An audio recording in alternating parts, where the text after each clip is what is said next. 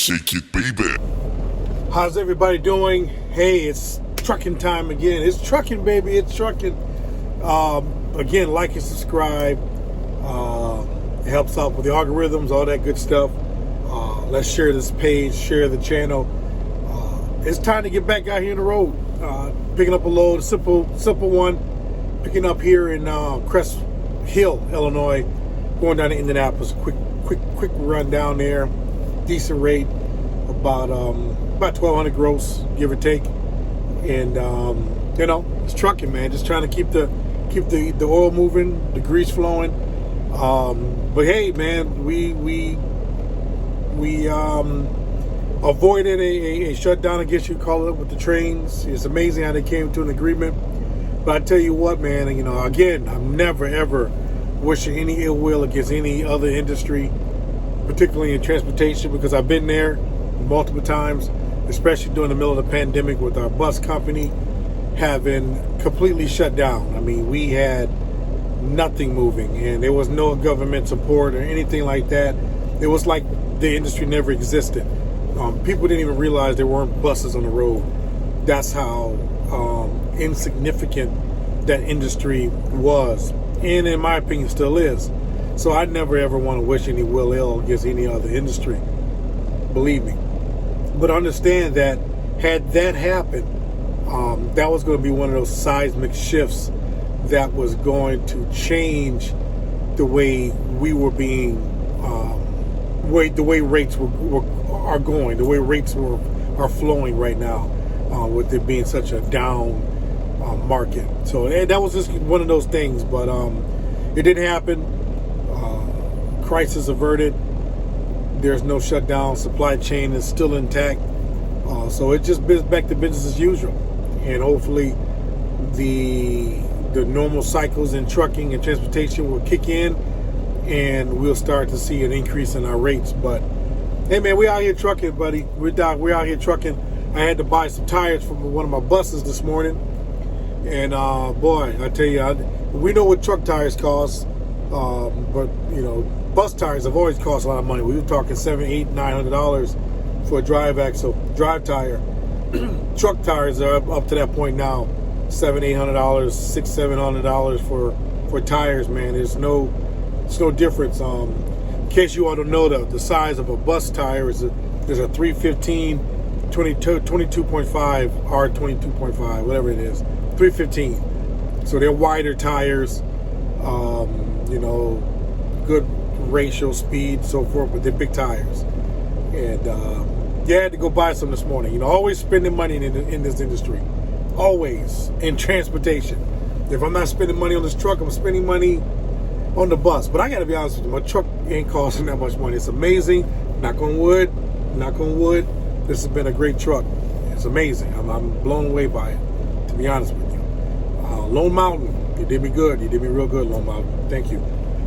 But yeah, I'm going to get going here and did my pre-trip, walked around this bad boy, and I'm going to get on over to my my pickup location. I'm about an hour and 10 minutes from there. Hopefully traffic holds up. And then got a 3:30 appointment. So hopefully I get loaded quickly and I can get on down to Indianapolis. That's a hop, skip, and a jump. About 173 miles, piece of cake. And it's supposed to be a drop and hook. I'm going to lose my nice little new trailer, but it is what it is. I can't hold on to a trailer if it's going to cost me money. Simple as that. So let's get on down the road. We get on over to the pickup. Right, we are here, Crest Hill, Illinois. Crest Hill. Those of you who don't know, it's like near Joliet, which is south of Chicago. Off of 55 and 80, right in that junction area. Real, heavy truck traffic area. A lot of warehouses. Amazon got a big warehouse out here. What's that? Gaudic, whatever that is. Big logistic company. A lot of large logistic companies out here in the Joliet area. So it is a truck haven, truck mecca. A lot of freight moves through this area. There's also train, big rail connection, yard, containers. Major logistic hub in this part of Illinois. And And I tend to find a lot of freight out of this area when I'm outbound. A lot of it, which is about a 45-minute deadhead for me. Traffic, hour and a half. But that's all good. I'm here. I got my door assignment, door 39 to be exact. So I'm gonna slide over here and get myself in the door and start this process of getting loaded, which is always a good thing. I'm sorry, man, my knuckles and hands all in the way of the camera. Once we get loaded, come back and get the paperwork. Gotta slide the tandems back. You gotta disconnect from the trailer, sit in front of the door, that type of deal. They'll knock on the door. Now this is one of them interesting loads. This is a load of some Frito-Lay distribution or shipping mint situation here. They load this stuff on the floor, top to bottom, front to back, but they do it fast. I know I'm pretty sure they got the forklift that pinches it and pushes it in there, and they just cube it in there. I mean, they load it fast for it to be a floor load, but it's a drop and hook on the other end, so I don't have to wait as long as they're a trailer. Now, the first time I run this load, I did have a situation where I was there for a while because there was no empties available, and it caused a rift. I got some detention pay. I got about almost $800 in detention pay, so they compensated me kind of for my time. But I had to get it unloaded because I just, there was no empties. It was a situation where I was going to be there. It was a Saturday, so I learned not to pick up a load on a Friday, deliver there on a Saturday. No, not a good move. Not a good business move, because they probably won't have a trailer. And if they do have a trailer, you're lucky. If they don't, you're screwed. So I won't do that again. Lesson learned. Do that in the middle of the week. So I'm actually going to go around the warehouse here and grab the door 39, and bump this dock, start this process. And I was able to get the number to the receiver because there's a gate there that's closed, but there's a code that you can get. So I was able to talk to the agency. They gave me the number to the warehouse. I called. I blew the number up, man. It took me about an hour to get through. They actually called me back, and I asked them, do you mind if I have the code so I can get to your gate, so I can get in there, because I have a drop and hook. They said, not a problem. You text the number to me, and we're golden. If this number is right, man, it's the golden ticket, I'll be good to go. So we're going to see how this works. It's 3:11. My opponent's for 3:30. Let's see what happens, right? What do we say? It's trucking, baby. Yes, indeed, it's trucking. Let's see what happens. Well, it's hopefully it gets smoother than this. Got to my door, and there's a trailer in the door. Brand new Stoughton trailer too, shiny Snyder trailer. But I'm gonna go in here and see if they know the status of this trailer, or maybe they're gonna give me another door. Let's see what happens. Give me a play-by-play here. Play-by-play, because it's trucking. It's trucking. Give you a play-by-play. Talk to you guys in a momento. Well, they got me squared away. I'm in a door 38 now. Right next door. So that's good. They said like they're going to jump right on it. They was waiting for it to open the door. Waiting for me to bump it. And before I can disconnect, they were already in the trailer. So I made sure they were out of it before I disconnected. But hey, it's just what they do, right? So I'm going to wait here for a minute. Should be a couple hours, if that. Get up, get down the road, and take this 2.5, 3 hour journey down to Indianapolis. And drop and hook, and yeah, I'll be deadheading back home. So I got some stuff to do with the bus company. And then probably on Thursday morning, grab another load and run it somewhere and come on back. So that's what I'm doing, man. I need to be cloned. But there's some things I got to supervise and make sure it's done right. I got some parts coming that I got to go pick up and all those things, man. Always working, brother. Always working. Yeah. It's trucking, baby. Talk to you guys in a momento. So I am loaded. Oh man, I'm telling you right now, it's 413. Load top to bottom. I'm assuming it's gonna be front to back, on the floor, no pallets. My appointment was 3:30. I got here at 2:48, something like that. Checked in, got in the door about 3:15. I'm loaded. I love it. Some places just when they come to work, they work. They don't have you waiting. They get you in and out. But I want to show you this. Somebody's already invented this, I believe. I think I saw a trucker who created this device. But you know how sometimes you have a pigtail that just won't mesh with the trailer.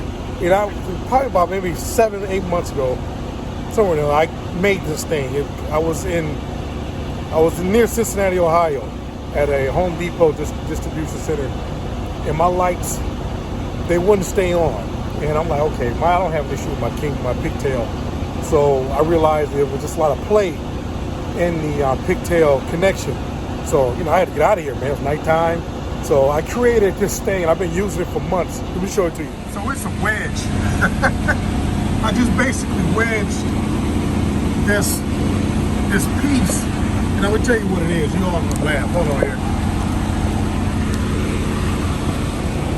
This is a top to a sauce container. I was at I think some barbecue I had, and had some sauce to go. It was one of those small plastic containers. This is the top. I folded it in half, as you can see. You know, I don't want to mess it up because it's been working great. But I folded it in half and created this little bit of a wedge situation, as you can see. And I take it and I stick it right in here. I take it in there, look at me. So because I'm messing with one hand, right? I don't want to act right. But I stick it in there. Just like that, and it lifts it up, make sure the connection is nice and solid, and I have no problem. I have gone down the road with one of those in there, 1,200 miles, man, and the lights work like a champ. And I believe somebody else already invented it. You know, you always say to yourself, dollar late, dollar short, whatever. You come up with an idea and somebody beats you to it. I'm pretty sure I ain't the only one who does this. You know, those who have been driving for decades. You know, you have a situation where your lights aren't rolling and you know it's in the pigtail and you put something in the wedges. So that's something that I done, you know, it's just out of experience, and yeah, it's working. It's working. I don't got to buy nothing. You know, if I have a problem and that seems to go, I just go get me some barbecue and give me some sauce on the side, and bam, I got me another lid. So just wanted to share that with you, you know, little ditty, as I like to say, a little ditty to get you through. And, you know, when you're in a bind. Simple as that. All right, I'm gonna get out the door, slide these tandem back, close the door, go get my paperwork, and let's chase some white lines. Get down the highway. It's not bad. Weather's nice. No wind. We had a storm that came through the Midwest, man. Came through. I guess you say it came through Chicago. It came from the west, of course, like it always do. But around, going across Rockford, Batavia, that area, around the 88 corridor, coming out of Illinois, coming into Illinois, and then the, I mean, it was a doohickey, man. It was coming down, and the wind and everything. And I had a bus out there. The driver told me, man, it was hectic. He had to kind of get off the highway. They were trying to push the bus over. Trucks are struggling, you know, one of those situations, man. And, you know, you're in one of those, man. It's best to get off the road if you can. You know, it ain't nothing for some wind to flip a trailer over, man, and the truck go along with it, brother. So, in those situations, man, you know, caution first, safety first, brother, sisters, all of you. Just wanted to throw that out there while I was ranting. So let me go ahead and close my door, slide my tandems back, and we're going to get down the highway.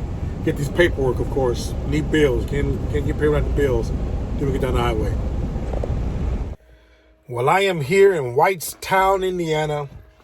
Like I said, I was going to be on time. Well, actually really early, like 12 hours early. But that's fine. I'm here. I was told it was a drop and hook. I've done this run before. there are normally at least an empty here, or at least a Landstar trailer or two that is going to be empty. But to my dismay, I am here, and there is one Landstar trailer on the entire property, and that's the one connected to my truck. So, yeah, I thought it was going to be a smooth trip, which it was. It was. There was an accident at about the 140 here in Indiana, 65 southbound. So it backed it up. It wasn't bad, about 10 minutes or so. But other than that, it was a smooth trip. Traffic, I had to kind of wiggle through the woods to get below and over from the backup Chicago traffic. But that was smooth. I did all right with that. It was a decent back roads route from my dump truck driving days, knew some back ways, some back roads. So, but yeah, man, I'm here. So I believe this is going to turn into a live unload. So we'll see what happens. I think they have a crew that comes about midnight, and it's actually about 9:30 here now, I believe, 10 o'clock here now. They have a crew that comes in at midnight, and I've dealt with them. Really cool guys, young lady and a couple of guys, and they have gotten me unloaded in the middle of the night. So I'm hoping I can have the same type of success with that, and we'll see how it plays out. When they get here, I'll show them my paperwork. I'm in a door. I've already bumped it. Got them in the door already, which I've done before. And hopefully they get me unloaded. It'll take them a little bit of time to get it empty, but we'll see how this thing plays out. So stay tuned. Stay tuned. Stay tuned. Talk to you guys in a minute. Well, I am empty. It worked out anyhow. They took about 2 hours to get me empty with a load that's on the floor. Had about 2 to 3 people, I believe, that was on the load. And they got it done. They got it done. Well, the silver lining in this is that I get to keep my nice, shiny new trailer. That's the beauty of it. Sorry about that. I had an alarm set. The bad side of that is they're advertising that this is a drop and hook, and it's not. It can't be, at least not right now, because there aren't any empty trailers on this particular location. So that is something that this agency needs to figure out. And if it is not going to be a drop and hook, luckily I understood and knew how this operation worked and was able to finagle it, but others will not be as fortunate. So they need to figure it out. So